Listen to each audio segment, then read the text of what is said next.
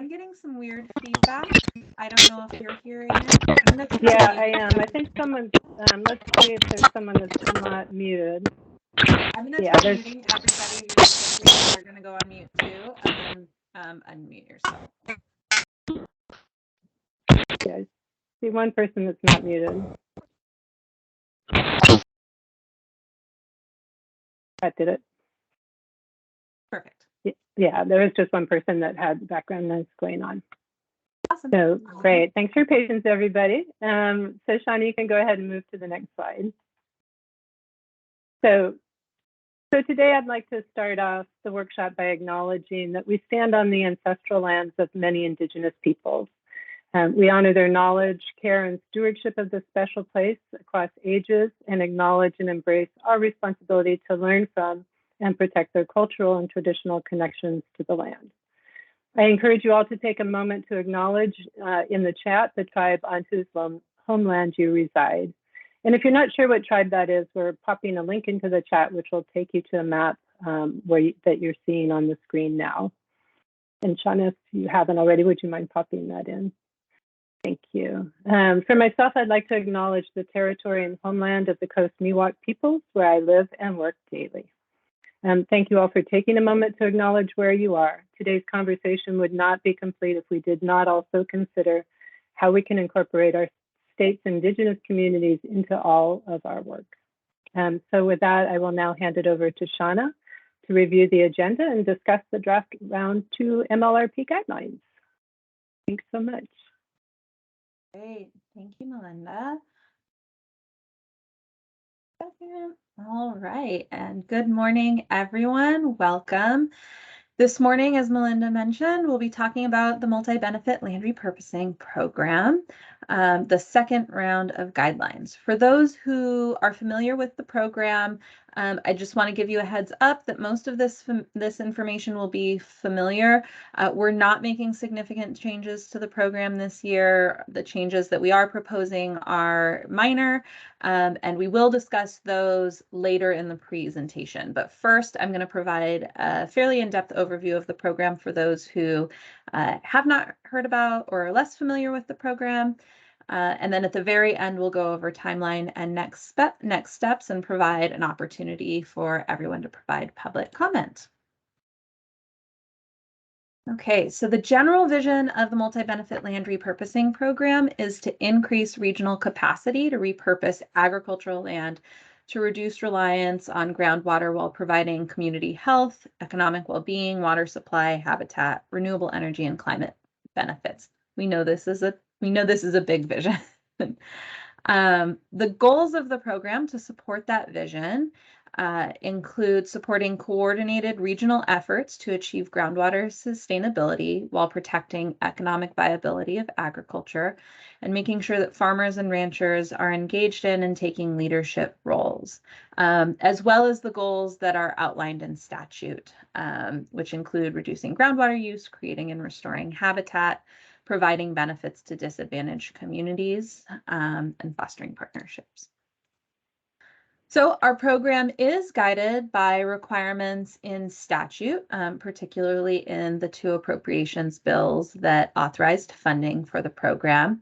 Essentially, the statute requires that we consult with our sister agencies, including DWR, CDFW, State Water Resources Control Board, and Department of Food and Ag, in our program, and that we fund projects in critically overdrafted basins and basins subject to, and high and medium priority basins subject to an emergency drought declaration. The statute also requires that projects funded through this program reduce groundwater use, repurpose irrigated agricultural land, and provide habitat benefits, and that any recharge that is achieved through projects funded by the program stay in the ground for as long as the benefits provided by that project. The statute also requires that we prioritize benefits to disadvantaged communities.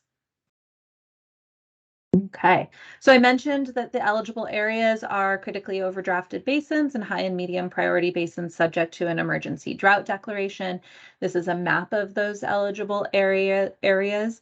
Currently, as I'm sure all of you are aware, all 58 counties are currently subject to a drought declaration, so all high and medium priority basins are currently eligible for funding. All right. So in terms of the structure of our program, for round 2, funding will go to fund regional block grants, and we will have additional funding available for projects developed by tribes, so that tribes can access that funding separate from the regional block grants for project development and implementation. So for the large block grants, these will go to regional organizations that will take the lead in ensuring the completion of the various deliverables, which I'll go over in a minute. These block grantees are intended to subcontract out to partners and collaborators and other groups to complete their work and to work with landowners to implement repurposing projects that provide public benefits on their properties. I mentioned that we are providing funding as well for tribes. We also, you'll notice at the very top, the statewide support entity, we do have a statewide support entity that currently has funding. And while they have not been allocated additional funding from the current round, they have funding through 2026 to assist regional block grantees and applicants with a range of activities, from helping block grantees collaborate and build peer-to-peer support networks to ensuring disadvantaged community engagement by and through the regional block grantees. And the statewide support entity is also available to work with organizations that are interested in applying for funding to help them with that application process.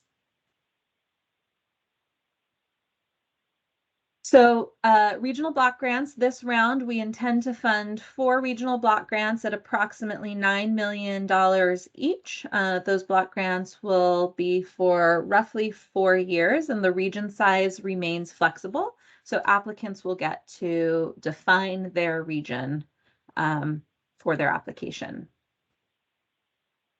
Eligible applicants continue to include groundwater sustainability agencies, tribes, public agencies, nonprofits, and water masters.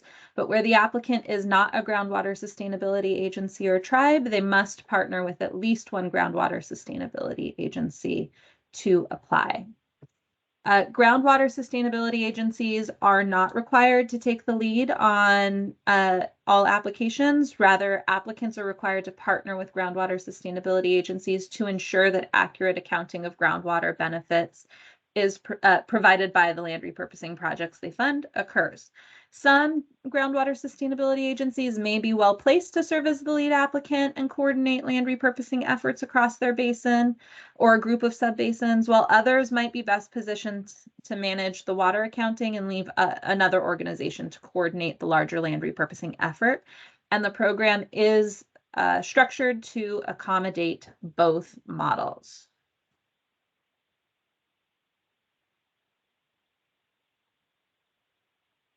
All right, partnership and collaboration. Partnership and collaboration is at the heart of our program design, and applicants are required to show evidence of partnerships in their applications, as well as the extent to which those partnerships and collaborations and proposed additional partnerships will, the extent of the partnerships and collaborations are going to be considered when we award funding.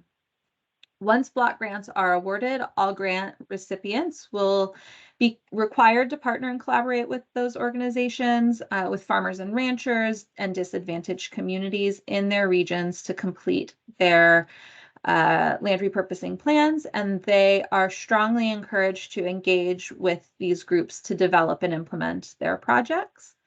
Regarding regular meetings with the Department of Conservation and the statewide support entity will be held to ensure that block grant recipients have the tools that they need to engage farmers and ranchers, disadvantaged communities, nonprofits, and government agencies alike. So you will have support in your work.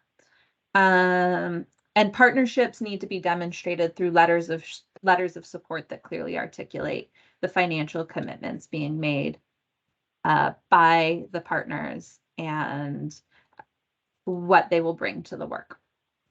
So in terms of deliverables, we require that regional block grantees provide all 6 deliverables within their grant. So they must develop a multi-benefit agricultural land repurposing plan as part of their grant. They must use a portion of the funding for land repurposing, project development, and permitting. They must use a majority of their funding for actual land repurposing project implementation.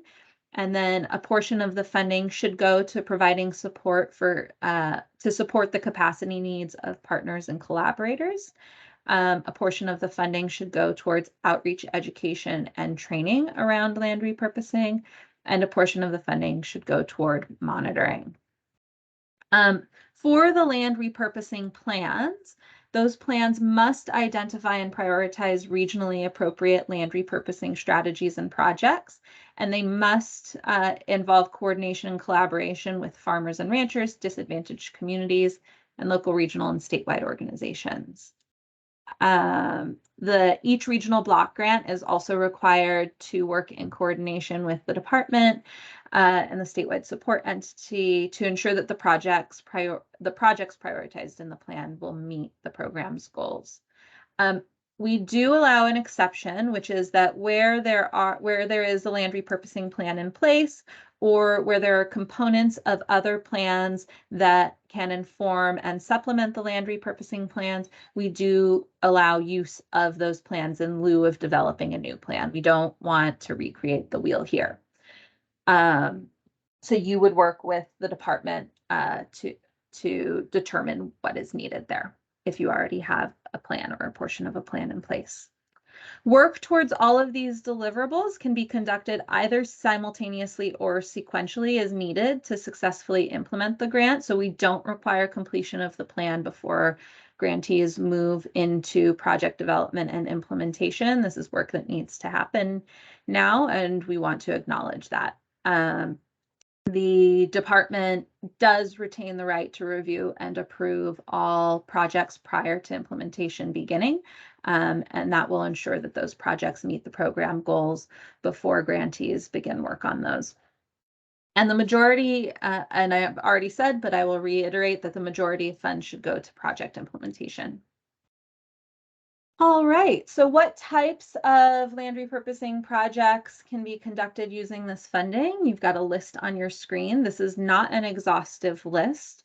So these projects include creation and restoration of habitat, creation of multi-benefit recharge areas, transitioning irrigated land to dry land farming or rangeland, or regenerative agricultural practices, transitioning to less water-intensive crops, planting cover crops or conservation cover, reestablishing tribal land uses and tribal cultural practices on property, facilitating renewable energy projects, creating parks and recreation areas, and many more. Reasonable incentive payments to farmers and ranchers are allowed through our program and should be for projects that create a public benefit for at least 10 years. And land acquisitions, voluntary land transfers, and easement acquisitions are also allowed through our program. However, they must be conducted in connection with at least one other non-acquisition related strategy on acquired land. And apologies, that last item on the list is not allowable. So not sure how that snuck in. I forgot to delete that, but that last item is not an allowable project type. So I will correct the slide before we send that out. All right, so land repurposing projects must be consistent with the groundwater sustainability plan for the area. Where land repurposing is not incorporated into a groundwater sustainability plan, the land repurposing activities just shouldn't conflict with the rest of the guidance in the plan. and they should be, or sorry, that's projects, yes. And then they should provide meaningful benefits to disadvantaged communities. They should be conducted on lands that are least viable for irrigated agriculture, and they should contribute to resource connectivity. So projects that do those three things should be prioritized. We will fund projects that may not do all of those things or may not do one of those things, but we just want to see the projects that do meet these particular goals being put forward first.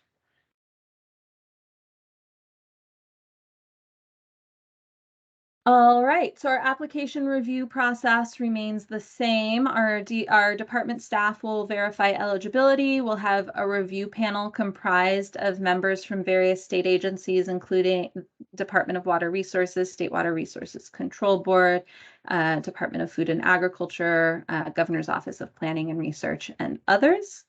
The review panel will conduct interviews with each applicant and score projects to develop the funding recommendations, and then the Department of Conservation's director will make the final funding decisions. All right. So very briefly, as I said, we're not providing funding for the statewide support entity this year, but I did want to mention again that the work that the statewide support entity conducts includes supporting the regional block grantees, supporting engagement with disadvantaged communities and tribes and socially disadvantaged farmers and ranchers, and helping those regional block grantees increase the capacity to conduct this work. Okay. And our grants to tribes. So eligible entities for the tribal funding include federally and non-federally recognized California Native American tribes, as well as nonprofit groups that have strong connections with or are applying on behalf of tribes. We don't have a single maximum award amount. However, we are proposing that 2.5 million of the existing 40 million for this round of funding will be available for tribes. The solicitation period for tribal applications, again, which are for specific project development and project implementation, is rolling and non-competitive. And the funds can be used to plan for, develop, or implement land repurposing projects. The list of project types is the same as the list for the regional block grants, so you can refer to that there. And tribes are required to coordinate with the Groundwater Sustainability Agency where the project is going to be located in order to account for groundwater benefits. So that's the overview of the program. We do have a few changes that we are conducting or that we have made this year. The main changes are that we've provided updates to the funding information and dates. So we have $40 million available through the 22-23 budget. We've removed the statewide support entity so that we can allocate $9 million per regional block grant and provide funding for tribes. So that's been updated. You'll see the updated dates on the next slide. We've also made some minor updates to the language around partnerships and collaboration to clarify what we're looking for at the application stage, as well as to ensure that block grantees can, in order to clarify what is considered eligible costs for block grantees. So we were previously silent on whether or not the support for the capacity support dollars could be for collaborators, and we've added that yes, indeed it can, to ensure that that is clear. We've also clarified the allowances for work that conducted outside of critically overdrafted or high and medium priority basins. So regional block grants are required for the areas that they identify for their program to be critically overdrafted and high and medium priority basins. However, there is a very limited and narrow allowance for projects that they can conduct outside of those basins if those projects are located in basins hydrogeologically connected to the high and medium priority groundwater basins in question, and if those projects provide benefits that are specifically outlined in statute. So if you have projects like that and you're unsure whether or not they could be brought forward, I suggest that you reach out to staff and we can assist you with that. And then we've just provided a couple of clarifying edits in the application review process to indicate how reviewer rankings of projects are taken into consideration.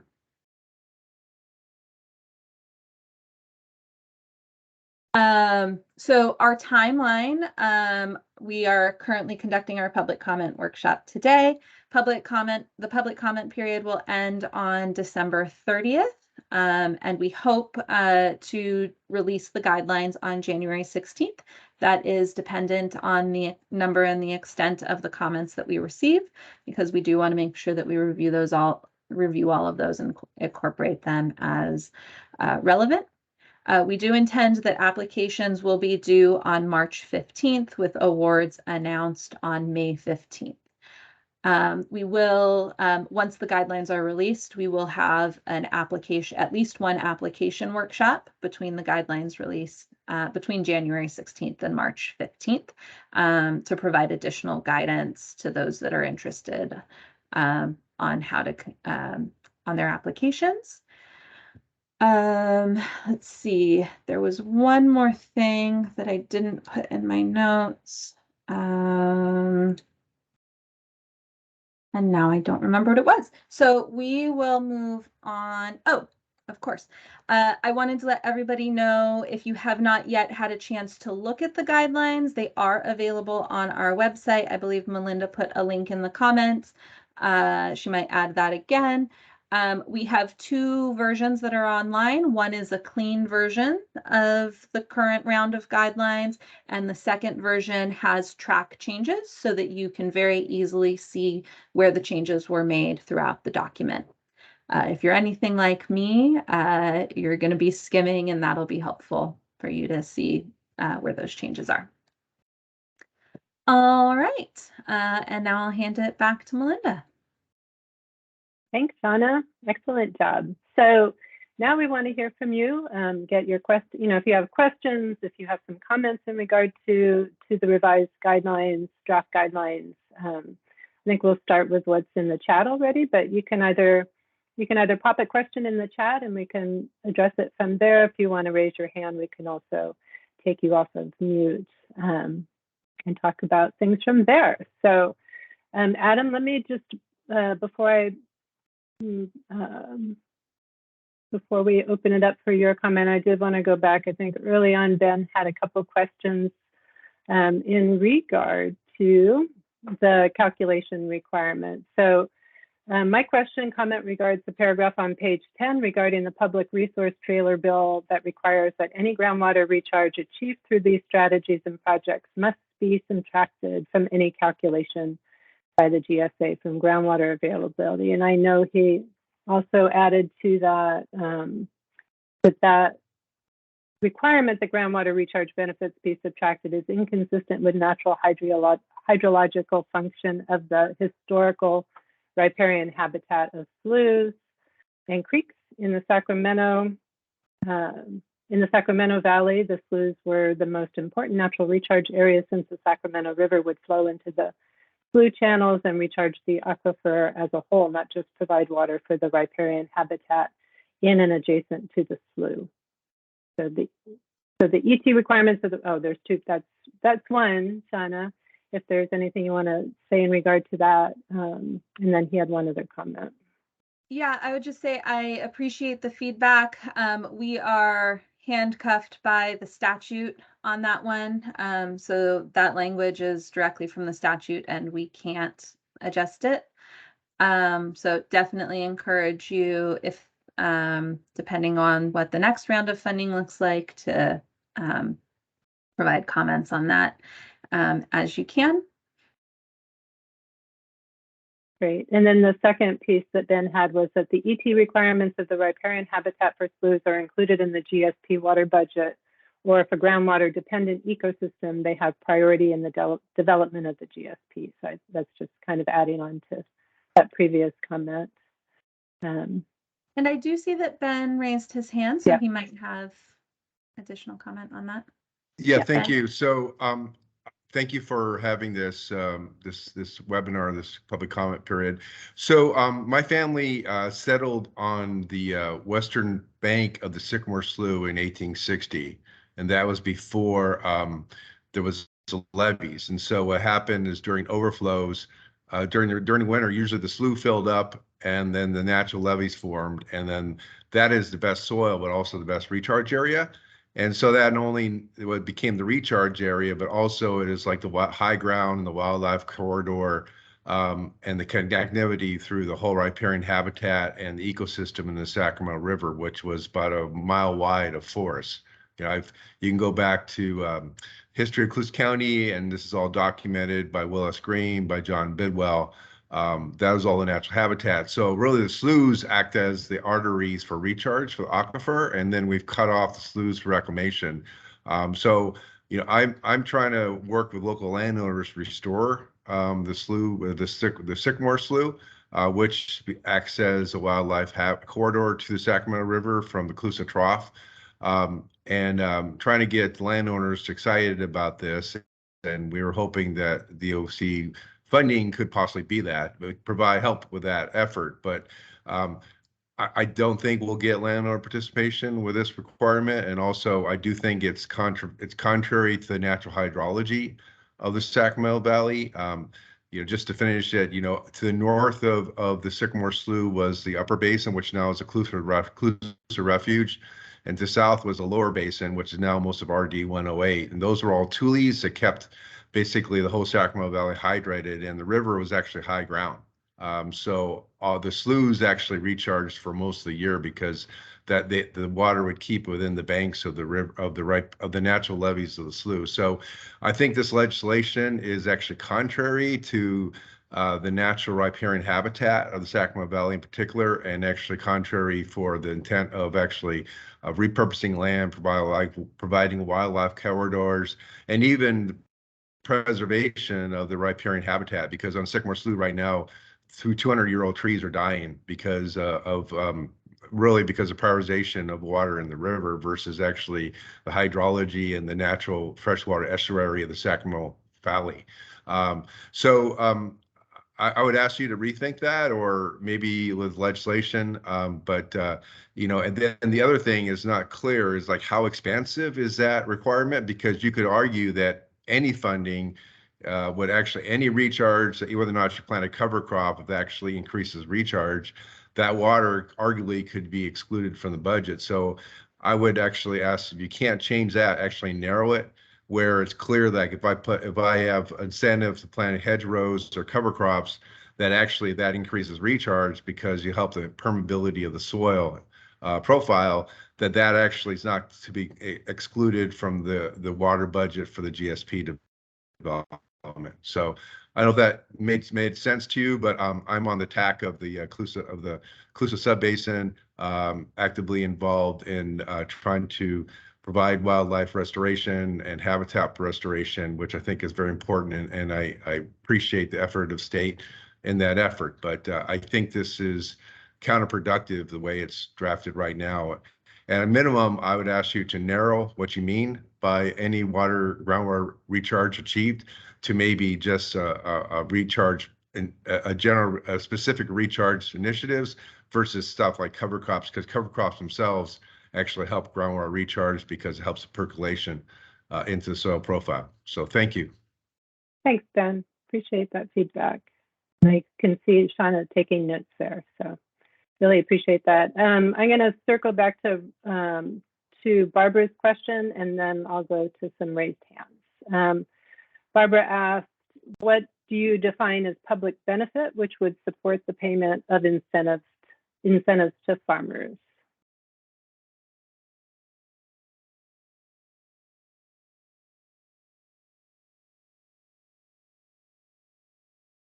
Yeah, I would say the benefits that are outlined within the goals and within the outcomes of our program.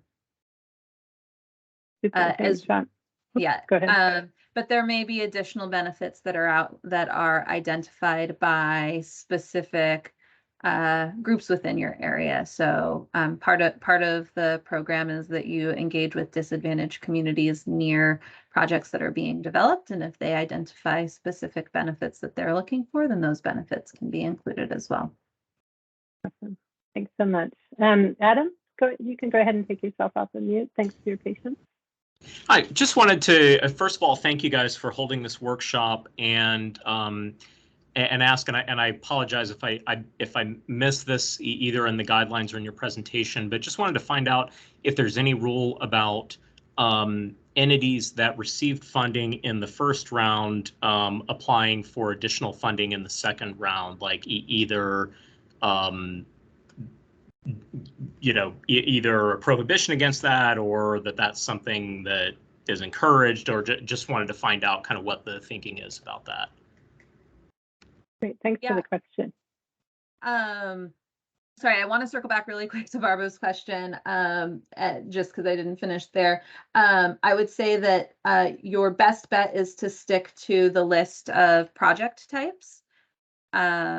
In terms of what types of projects would provide a public benefit that you're incentivizing on those properties. Because again, the goal, keeping in mind that the goal of the program is land repurposing. So a landowner would have to repurpose their land to another use to provide that benefit. So that would be the practical way to get to the benefits.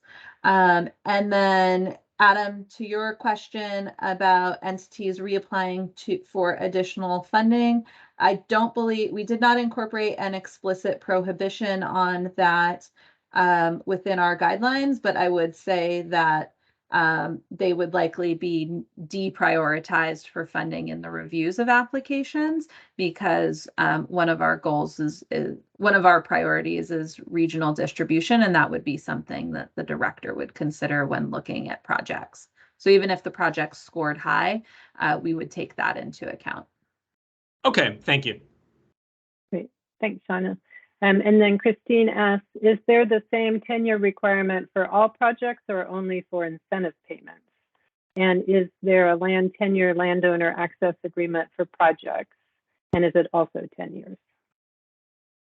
Minimum is 10 years for all projects. So yes, 10 years is for all projects is the minimum. We do allow longer, and we do fund, as I said, permanent easements to support those repurposed benefits. That is not required at this stage. We do not have an example contract, but you will need to enter into contracts for those benefits for 10 years with the landowners. Super, thanks. Did that answer your question, Christine? It did. Perfect. All right, so next question from Kia, sorry if I'm saying this wrong, Kia Rivers, is how will DOC and or the statewide entity ensure that community feedback from disadvantaged community partners will be implemented in the project?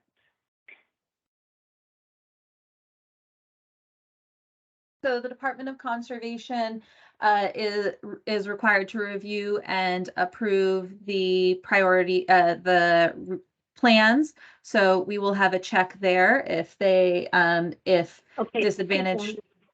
disadvantaged community feedback has not been incorporated in the plans, then they wouldn't be approved. So there's that check. We also have a list of requirements around disadvantaged community engagement and inclusion, both at the project development and the project implementation phase. Give me just 2 seconds. Sorry,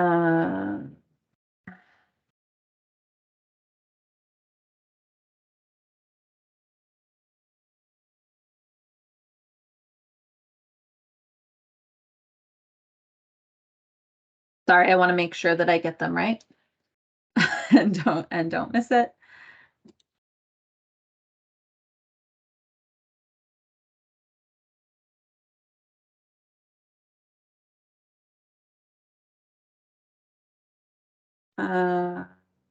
Let's see. Okay, so within the plan, each plan must include a description of all the disadvantaged communities in the region, the extent to which the program will benefit those communities. So that's a check that our grant managers will be doing. And they'll have to identify a clear process for engaging disadvantaged communities in project development and implementation. So again, if they don't have that process, or that process is minimal, then we would require them to update that within their plan. And then at the project development stage, all of the regional block grantees are required to identify and describe the disadvantaged communities near their proposed project, and describe to what extent the disadvantaged community near that project will benefit from the project, or if there won't be a benefit, why there won't be that benefit. For each project, they'll have to have a process in place for engaging with the disadvantaged communities, and then they actually do have to engage with those communities. So they'll have to provide evidence to us of what that process looked like and what that engagement was at the project development phase. Great, thank you for that detail, Shauna. Karina says, I believe you said that the project's multi-benefit ag land repurposing plan doesn't need to be fully complete before implementation begins. That's correct. She did. That was included in the presentation. Can you talk a little bit about how this will work? How developed does a plan need to be for DOC to give initial approval to proceed? Yeah, so if you have projects that are in the design phase, then you would present what you have available for that design phase. Our grant managers are in the process of developing a checklist for us to go through for what we expect to see for those elements. The big picture is that we're really looking for whether or not specific projects meet our program goals, whether or not if you're looking to implement a project, if you've gone through the requirements for the disadvantaged community engagement, and what else? Oh, and that it doesn't conflict with any criteria within any prohibitions or anything like that. So it needs to meet all of our requirements. So those requirements are all outlined in the guidelines. And then in terms of how developed does the plan need to be for DOC to give initial approval to proceed? So you can have no plan, but have a project that you already have identified for land repurposing that's ready for implementation. And you can include that in your application and say, we intend to implement this project. And then we won't review that project and give approval to complete that project at the application phase, but you can include that project and your intent to work on that project in the application. It gives us a sense of where you're at. And then if your entire proposal is awarded funding, then once you're in grant agreement, then that would be the first thing that our grant managers would do, is review that project to give you the green light to implement it. So you don't have to have your plan in place for specific projects to be approved. Great, thanks, Shauna. Thank you, Courtney. that's helpful. Oh, good, wonderful. Courtney, you want to take yourself? No? Yes, thanks. This kind of dovetails on Adam's question.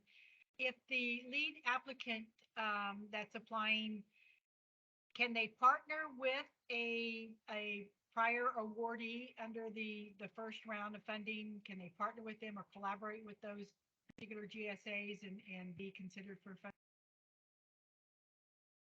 Again, we don't have a prohibition on that, but we would look at the geographic distribution of the grant. So if the lead applicant is proposing to cover the same area as an existing grantee, then we would take that into consideration when awarding funds. Great, thanks, Shauna. Courtney, hopefully that helped. If it didn't, let us know. Okay, one more from Amanda from DWR. Under eligible groundwater basins, can you clarify what is meant by approved GSP or alternate plan? At this time, DWR only has determined 8 groundwater sustainability plans and 9 alternative to GSPs as approved. Great question. Yeah, I need to look back at the timing for when their determinations are supposed to be complete. But for now, if you're still in the process of getting to an approved plan, then that's fine. But I'll need to get back to you on that, Amanda. Based on what your timing is. Great, and I'm just going through to see if I missed anybody in the chat. I think those are all the questions from the chat. Great questions, and we appreciate the feedback, so thank you. And again, as a reminder, if you have other questions or comments, you can feel free to reach out to the mlrp@conservation.ca.gov email address, and we'll include those comments and address any questions.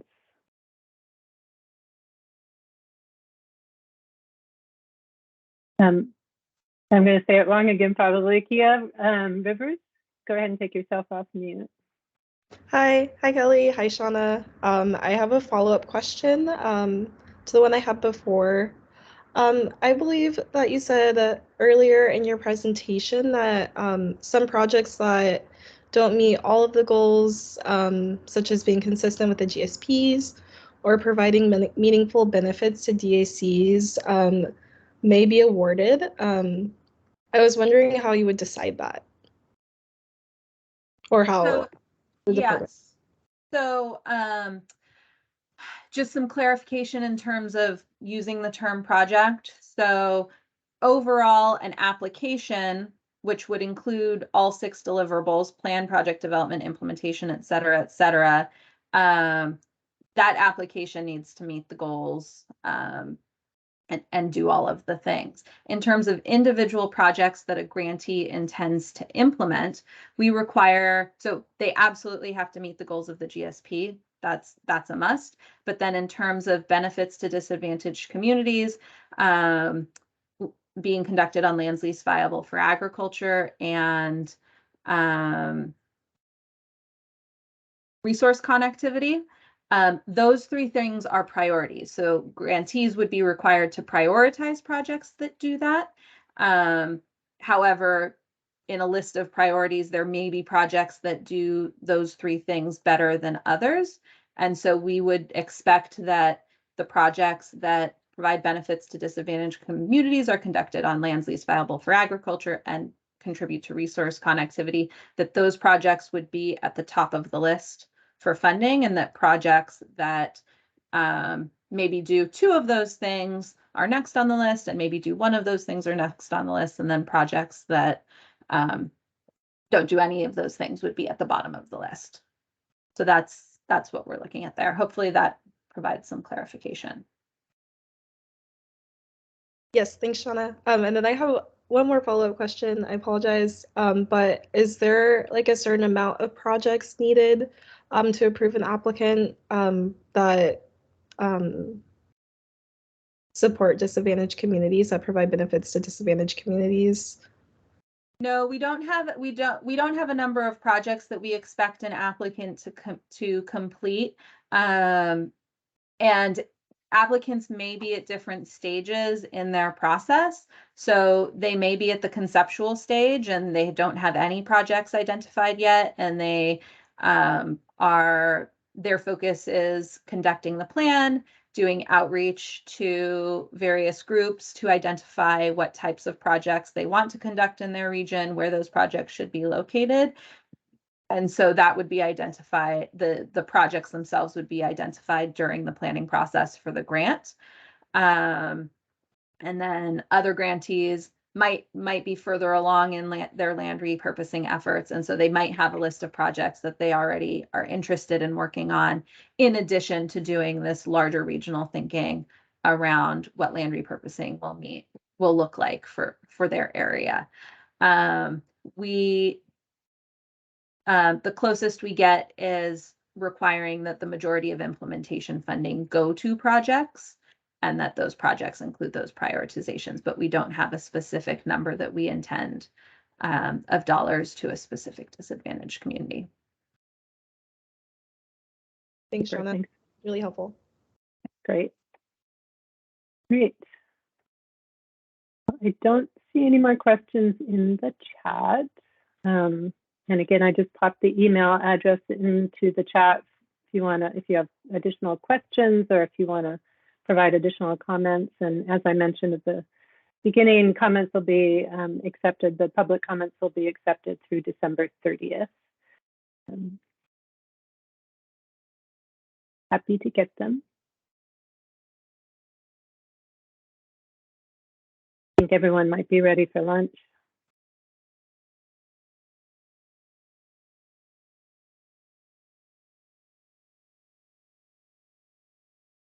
So thank you again all for taking your time today to join us.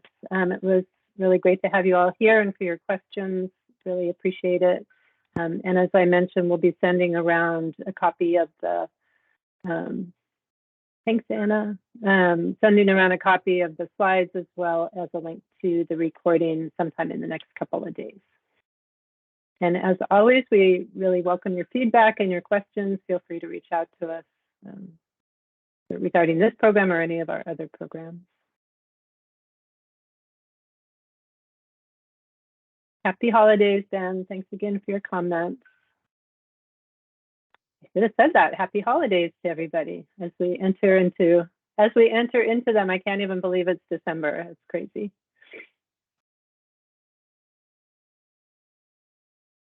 Thanks all for your comments.